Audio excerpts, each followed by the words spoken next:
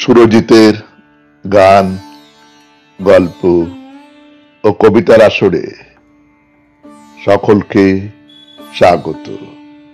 আজ শুনবেন কবিতা রাধাচূড়া, কলমে শঙ্খু ঘোষ।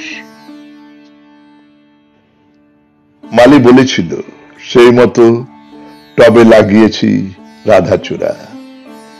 এতটুকু টবে এতটা গাছ, সে কি হতে পারে?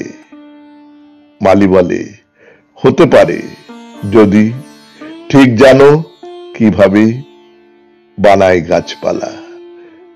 খুব যদি বার বেড়ে ওঠে, দাও ছেটে দাও সব মাথা, কিছুতে করো না সীমা ছাড়া।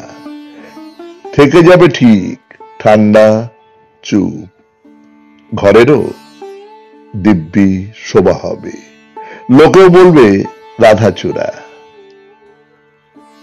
সবই বলেছিল ঠিক, শুধু মালি যা বলেনি সেটা হলো সেইবার নিচে ছাড়িয়ে যায় শিকড়ে শিকড়ে মাথা খড়ে, আর এখানে ওখানে মাটি ফুঁড়ে হয়ে ওঠে এক অন্য গাছ।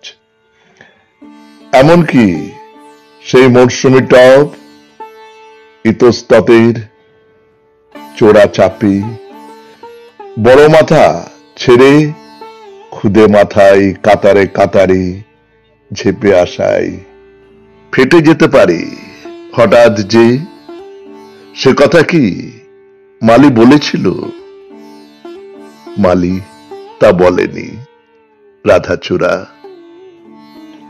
নমস্কার, শুনলেন কবিতা রাধাচূড়া, কলমে শঙ্খু ঘোষ, উচ্চারণে সুরজিৎ দাস। সমগ্র অনুষ্ঠানটির সম্পাদনায় সুরজিৎ দাস, সেতারে ধ্রুব বাগচি।